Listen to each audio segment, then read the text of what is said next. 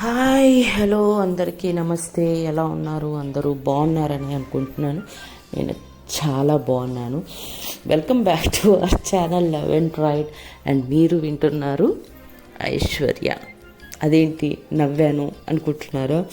చాలా బాగున్నాను అని చెప్పి వెంటనే అన్నాను కదా, అందుకే నవ్వు వచ్చింది. కొంచెం జలుబు ఉంది, కొంచెం అయ్యో అఫ్కోర్స్ మీ అందరి దగ్గర ఎలా ఉందో చలి నాకు తెలియదు, కానీ మా దగ్గర ఏంటంటే ఎండలు బీభత్సంగా ఉంటాయి, చలి కూడా చాలా పీక్లో ఉంటుంది, వర్షాకాలం చిరాకు కూడా చాలా ఎక్కువగా ఉంది. ఏదైనా మాకు చాలా భద్రాచలం దగ్గర మాది పాల్వంచ అని చెప్పాను కదా, అందులో మా ఇంటి పక్కనే గుట్ట ఉండడం వల్ల చలి ఎక్కువ, మాకు బాగా ఎక్కువ అనమాట.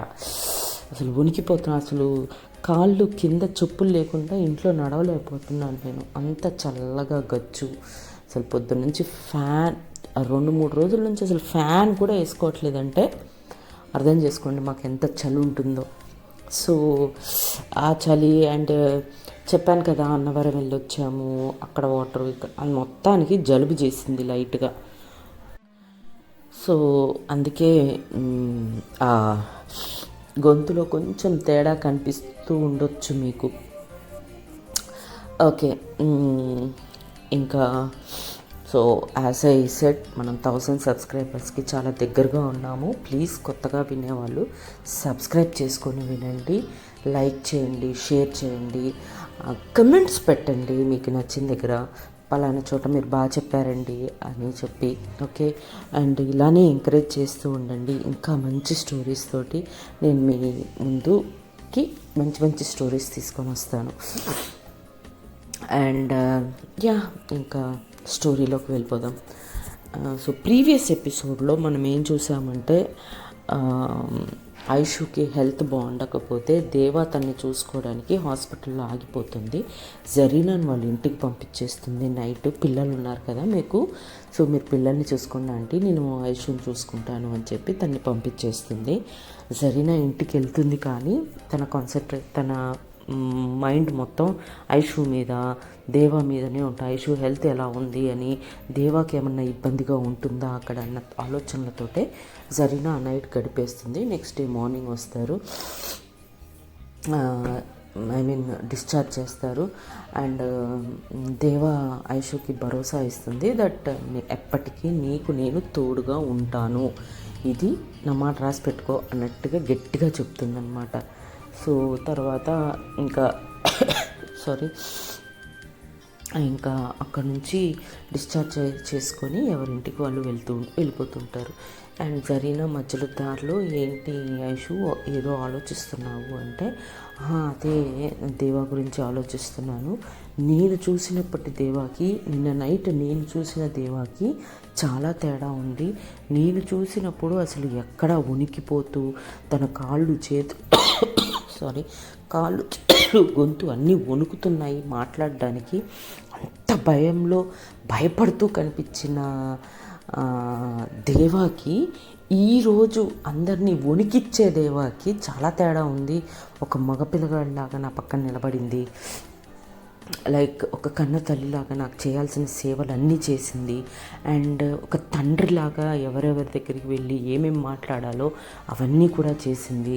సో అవన్నీ చూసినప్పుడు నాకు చాలా హ్యాపీగా అనిపించింది. నేను దేనికోసమైతే తనతో ఫ్రెండ్షిప్ చేశానో అది నేను సక్సెస్ అయ్యానేమో అనిపించింది అని చెప్పి జరీనాకి చెప్తుందన్నమాట. సో అలా తన హ్యాపీనెస్ని షేర్ చేసుకుంటుంది. అండ్ దేవాకి జరీనా ప్రామిస్ చేస్తుంది బట్ తను బాగా చూసుకుంటుంది అని చెప్పి. ఇంక ఇలా వాళ్ళ లైఫ్లో బిజీ అయిపోతారు. So what next? సో ఇలా బిజీ అయిపోయిన లైఫ్లో నుంచి వాళ్ళు ఒక చిన్న బ్రేక్ కావాలని అందరూ కలిసి ఇప్పుడు ఏంటి, అందరూ ఐషు జరీనాస్ ఫ్యామిలీ అండ్ దేవా వాళ్ళ ఫ్యామిలీ అందరూ ఒక ఫ్యామిలీ ఫ్రెండ్స్ లాగా అయిపోయారనమాట. సో చిన్న చిన్న బర్త్డే పార్టీస్ ఏదైనా అందరూ కలిసి చేసుకోవటం బాగా అలవాటు అయిపోతుంది. సో అందరూ వర్క్ ప్రెషర్స్, జరీనా పిల్లలేమో డైలీ స్కూల్కి వెళ్ళి చిరాకులు, ఎగ్జామ్స్, వాటిల్లో వాళ్ళు ఫ్రస్ట్రేట్ అయిపోయి జరీనా పేషెంట్స్ని వాళ్ళని వీళ్ళని చూసుకుంటూ తను ఫ్రస్ట్రేట్ అయిపోయింది. వీళ్ళు కూడా ఊరికే పార్ట్ టైం జాబ్స్ అని కాలేజీలని వీళ్ళు ఫ్రస్ట్రేట్ అయిపోయి బాగా స్ట్రెస్ అయ్యి ఉన్నారనమాట. కొంచెం బ్రేక్ తీసుకుందాము, ఒక 2 రోజులు ఎక్కడికన్నా వెళ్ళి చిల్ అయ్యొద్దాము అనుకుంటారనమాట అందరూ కలిసి. సరే అని వాళ్ళ పేరెంట్స్ని అడిగితే వాళ్ళ పేరెంట్స్ కూడా ఒప్పుకుంటారు వెళ్ళటానికి. సరే అని ఇంకా చెన్నై అవుట్స్కర్ట్స్లో ఒక అమ్యూజియం పార్క్ ఉంటుందన్నమాట. సో అమ్యూజియం పార్క్కి వెళ్ళి అక్కడ బాగా ఎంజాయ్ చేయాలి పిల్లలు, ఎస్పెషల్లీ వాళ్ళకి 2 days హాలిడేస్ వచ్చాయి కాబట్టి వాళ్ళతో బాగా ఎంజాయ్ చేయాలి అని చెప్పి అందరూ కలిసి ప్లాన్ చేసుకుంటారనమాట. సో ప్లాన్ చేసుకొని ఇంక అందరూ కలిసి బయలుదేరి ఆ అమ్యూజియం పార్క్కి చేరుకొని ఇంకా దాని పక్కనే బీచ్ కూడా ఉంటుంది. బీచ్ అది ఆనుకునే ఉంటుందన్నమాట. బీచ్లోనే అమ్యూజియం పార్క్ ఉంటుందన్నమాట. సో అందరూ ఆ బీచ్లో చక్కగా మంచిగా టైం స్పెండ్ చేస్తారు. వాళ్ళ జరీనా వాళ్ళ మదర్ అండ్ దేవా వాళ్ళ మదర్ ఆ బీచ్ ఒడ్డు మీద కూర్చొని పిల్లలకి సజెస్ట్ చేస్తూ ఉంటారన్నమాట. జనరల్గా ఆ ఏజ్ వాళ్ళు అంతే కదా, పిల్లలు అటు బాగా నీళ్ళున్న దగ్గరికి వెళ్ళకండి, అలలు వస్తున్నాయి జాగ్రత్త, ఇసుకలో బాగా ఆడకండి, దురదలు వస్తాయి, ఇట్లాంటివి చెప్తూ ఉంటారు కదా. సో అలాంటి సజెషన్స్ చెప్పుకుంటూ వీళ్ళు ఇక్కడ మామూలుగా క్యాజువల్గా ఒక ఏజ్ గ్రూప్ వాళ్ళు కాబట్టి వాళ్ళ ముచ్చట్లేదో వాళ్ళు చెప్పుకుంటూ వాళ్ళు ఉంటారనమాట. అండ్ వీళ్ళు ముగ్గురేమో కొంచెం పెద్ద పిల్లలు కదా, సో వాళ్ళు తను తల్లి కాబట్టి పిల్లలతోటి ఆడుకుంటూ, పిల్లలు జాగ్రత్త, వాళ్ళు నీళ్ళల్లోకి మరీ లోతుగా వెళ్ళకుండా వాళ్ళతో ఆడుతూ పాడుతూ వాళ్ళతో ఉంటుందన్నమాట. సో జరిగిన ప్లానే అది, వాళ్ళిద్దరిని ఒంటరిగా వదిలేయాలి. వాళ్ళిద్దరిలో ఒక చిన్న అంటే తను జరీనాము దేవ మనసులో తన గురించి, ఐశ్వర్య గురించి తనకి ఒక ఫిక్స్డ్ ఐడియా అనేది ఉంది. తనని ప్రేమిస్తుంది అనేది జరీనాకు తెలుసు, తను అర్థం చేసుకోగలిగింది. సో కాబట్టి ఏంటి అంటే వాళ్ళకి ఎక్కువ టైం ఇవ్వాలి, వాళ్ళిద్దరే ఉంటే వాళ్ళ మనసులో ఉన్న మాటలు బయట పెట్టుకుంటారు అన్నట్టుగా ఎంతసేపు తను పిల్లలతో ఆడుకుంటూ ఉంటుంది, పెద్దవాళ్ళిద్దరూ అక్కడ కూర్చొని ముచ్చట్లు పెట్టుకుంటూ ఉంటారు, వీళ్ళిద్దరూ సరదాగా ఆడుకుంటూ ఉంటారు అనమాట. సో ఇలా వాళ్ళు సాయంత్రం వరకు ఆ మ్యూజియం పార్క్లో ఆ వాటర్ ల్యాండ్ కదా అది, సో జారుబండలు, తర్వాత పూల్లో ఆడుకోవటము, అవన్నీ చక్కగా సాయంత్రం వరకు ఎంజాయ్ చేస్తారనమాట పిల్లలతో. ఈవినింగ్ వరకు ఎంజాయ్ చేసిన వాళ్ళు తిరిగి వెళ్ళలేరు కాబట్టి ఐషు అండ్ దేవా ఎస్పెషలీ దేవా అండ్ జరీనా వచ్చేసి ఈరోజు నైట్ ఇక్కడే ఏదన్నా రూమ్ తీసుకొని ఉండి రేపు మహాబలిపురం పక్కనే కదా అక్కడికి కూడా వెళ్ళి అక్కడి నుంచి రేపు ఈవినింగ్ కల్లా ఇంటికి వెళ్దాంలే ప్లీజ్, అలా ప్లాన్ చేసుకుందామని చెప్పి వాళ్ళిద్దరు మాట్లాడుకుంటారనమాట. అనుకున్న తర్వాత సరే అని చెప్పి పెద్దవాళ్ళని ఒప్పించడానికి జరీనా వెళ్తుంది. వెళ్ళి ఇప్పుడు ఈ టైంలో మనము ఇంటికి వెళ్ళేసరికి బాగా లేట్ అయిపోతుంది కాబట్టి మనము ఇక్కడే ఏదన్నా రూమ్ తీసుకొని ఉండిపోదాము ఈ రోజుకి, రేపు ఈ పక్కనే కదా మహాబలిపురము, సో మహాబలిపురంకి వెళ్తే పిల్లలకి కొంచెం హిస్టారికల్గా ఏదైనా నేర్చుకున్నట్టు కూడా ఉంటుంది, మన పురాతనపు బిల్డింగ్స్ కదా అని చెప్పి ఏదో మాయ చేసి మారాడికాయ రాసి అలా ఒప్పిస్తారనమాట. ఒప్పించేసరికి మన జరీనా వాళ్ళ మదర్ వచ్చేసి ఎందుకు ఎక్స్పెన్సెస్ కదా, మళ్ళీ కావాలంటే ఎప్పుడన్నా వద్దాము, ఇప్పటికైతే వెళ్ళిపోదాము అంటే అప్పుడు అందరు పిల్లలు లేదు ఉందాము రేపు వెళ్దామని బాగా గొడవ చేస్తారనమాట. గొడవ చేసేసరికి ఇంకా తప్పేదేమీ లేక సరేలే అని చెప్పి అంటారనమాట. సరే అని చెప్పి ఇంకా అనగానే ఆ పక్కనే ఒక చిన్న ఒక లాడ్జ్ ఉంటుంది, దాంట్లో ఒక 2 rooms బుక్ చేస్తుంది జరీనా. బుక్ చేసి ఎట్టి పరిస్థితుల్లో పిల్లలు నలుగురు, ఇంకా వాళ్ళ నలుగురు పిల్లలు అన్నట్టే కదా, సో పిల్లలు నలుగురు ఒక రూమ్లో, పెద్దవాళ్ళ ముగ్గురు ఒక రూమ్లో ఉండేటట్టుగా ప్లాన్ చేస్తుంది అనమాట. అయితే సరే మనం ఇలా దేవా వాళ్ళ మదర్ దగ్గరికి వెళ్ళి ఆంటీ మీరు కూడా మాతో పాటు పడుకోండి, పిల్లలు ఐషు అండ్ దేవాతో పడుకుంటారులేండి అని అంటదనమాట. అంటే అప్పుడు వాళ్ళ మదర్ లేదమ్మా నేను దేవా దగ్గరే పడుకుంటాను అంటే, అప్పుడు జరీనా లేదా ఆంటీ పిల్లలకి దేవతో ఎప్పుడు కలిసి లేరు కదా, ఈరోజు పొద్దున్న నుంచి తనతో ఆడుకుంటూ ఉండేసరికి దేవా పిల్లలకి బాగా నచ్చేసింది. సో ఈ ఒక్కరోజు నైటే కదా, వాళ్ళు ఇప్పుడే పడుకోరు, వాళ్ళు పిల్లలతో ఇంకా ఆడుకోవాలి, అక్కతో ఆడుకుంటాము అంటున్నారు. పిల్లలు ఆ రూమ్లో ఉంటే మీరు పడుకోలేరు, పొద్దున్నుంచి బాగా అలసిపోయారు, మీ హెల్త్కి కూడా మంచిది కాదు, మీరు త్వరగా పడుకోవాలి, కాబట్టి మీరు మా రూమ్లో పడుకోండి అమ్మతో పాటు, పిల్లలు ఇక్కడ వీళ్ళతో పడుకుంటారు, ప్రాబ్లం ఏం లేదు అని చెప్పి ఏదో చెప్తుంది అనమాట. చెప్పగానే దేవా కూడా అవునమ్మా పిల్లలతో ఉంటాంలే, నువ్వు ఆంటీతో పడుకోమని చెప్పి అనేసరికి సరే అయితే అని చెప్పేసి తను జరీనా వాళ్ళ రూమ్కి షిఫ్ట్ అవుతుంది, పిల్లలు వీళ్ళ రూమ్కి షిఫ్ట్ అవుతారనమాట. ఇంకా అయితే ఇంకా అందరూ లోపలికి వెళ్ళిపోయిన తర్వాత జరీనా కూడా లోపలికి వెళ్ళబోతూ ఉంటే దేవా ఒక్క మాట, ఆంటీ ఒక్క నిమిషం మీతో మాట్లాడాలి అని చెప్పి జరీనా ఆపుతుందనమాట. నేను చెప్పమ్మా అనగానే లేదా ఆంటీ మీకు థ్యాంక్స్ చెప్పాలి అని అంటనమాట. ఎందుకు అంటే లేదు నేను ఈరోజు నైట్ స్టే చేద్దాము అంటే అందుకు ఒప్పుకున్నారు, అండ్ అమ్మని కూడా మీ రూమ్లో పడుకునేటట్టుగా ఒప్పించారు, నాకు ఐషుకి కొంచెం టైం ఇవ్వాలని మీరు ఆలోచించారు కదా, నాకు అర్థమైంది, సో దానికి థ్యాంక్స్ చెప్తున్నాను అని అంటే, ఇట్స్ ఓకే అమ్మా నాకు అర్థమైంది నువ్వు తన్ని ప్రేమిస్తున్నావని అని అంటే, అవునా అంటే ఈరోజు ఎలా అయినా నేను మనం ఈ పిక్నిక్ అయిపోగొట్టుకుని ఇంటికి వెళ్ళే లోపు నా ప్రేమని నేను ఐషుకి చెప్పాలనుకుంటున్నాను, అందుకే నా పార్ట్ టైం జాబ్తో నేను సంపాదించుకున్న డబ్బులతోటి తన కోసం ఒక డైమండ్ రింగ్ కొన్నాను, సో అది ఇస్తూ నేను తనకు ప్రపోజ్ చేయాలనుకుంటున్నాను అంటే అనగానే ఓ అవునమ్మా very good, all the very best అని చెప్పేసి ఓకే అయితే గుడ్ నైట్ అని చెప్పి జరీనా రూమ్లోకి వెళ్ళిపోతుంది. దేవా కూడా రూమ్లోకి వచ్చేస్తుంది. వచ్చిన తర్వాత ఇంకా వీళ్ళిద్దరూ బాగా పిల్లలతో ఆటలాడటం, డ్యాన్సులు, పాటలు బాగా ఎంజాయ్ చేస్తారు. ఒక సర్టన్ టైం అయిన తర్వాత పిల్లలు బాగా అలసిపోయి వాళ్ళు పడుకునిపోతారు అనమాట. పడుకున్న తర్వాత మన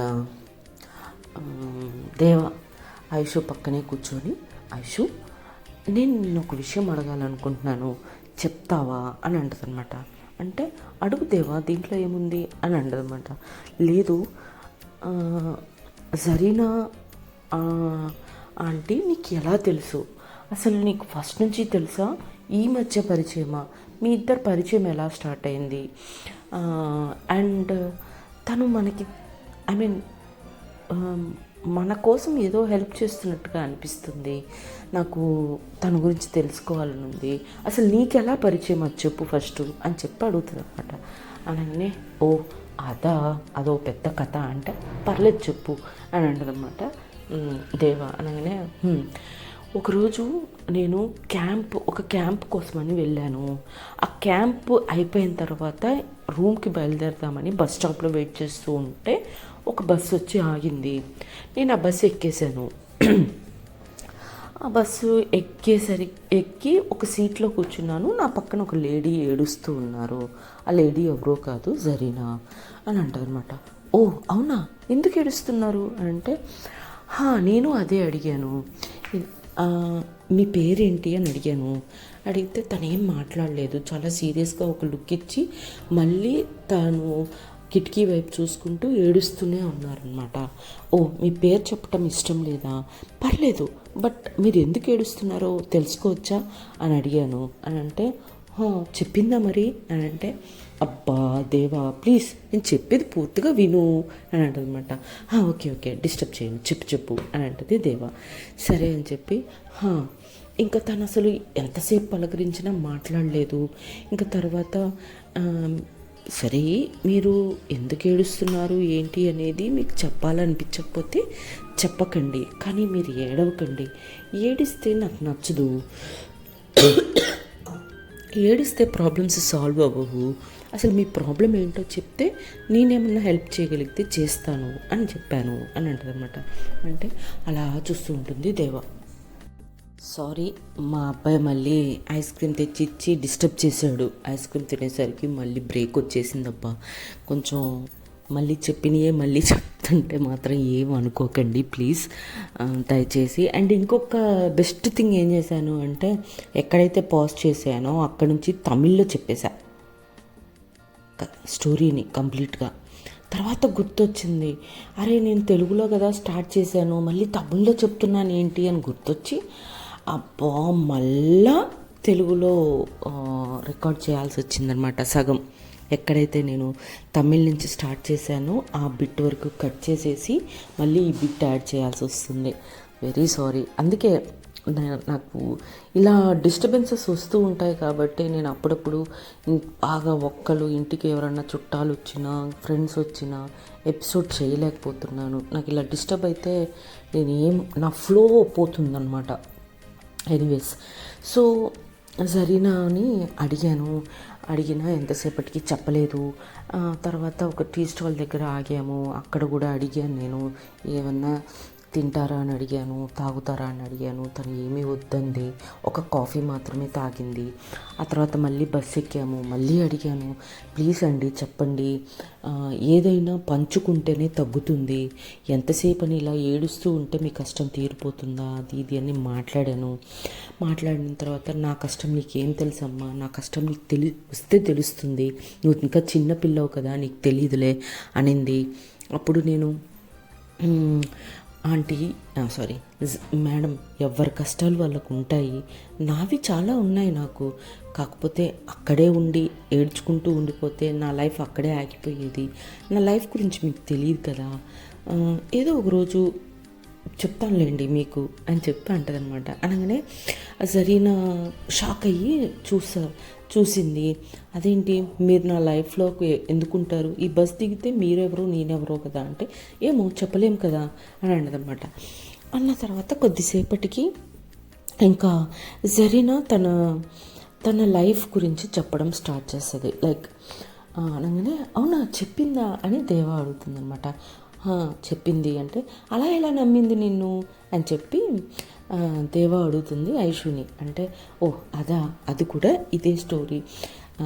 మేము అక్కడ బస్ కోసం బస్సు ఆగిందని చెప్పాను కదా, కాఫీ తాగామని చెప్పాను కదా, అక్కడ మేము హోటల్ లోపలికి వెళ్ళేటప్పుడు అక్కడ ఒక చిన్న బాబు వాళ్ళ అమ్మ అక్కడ కూర్చొని ఉన్నారు, ఎవరన్నా ఏమన్నా ఇస్తే తిందాము అన్నట్టుగా.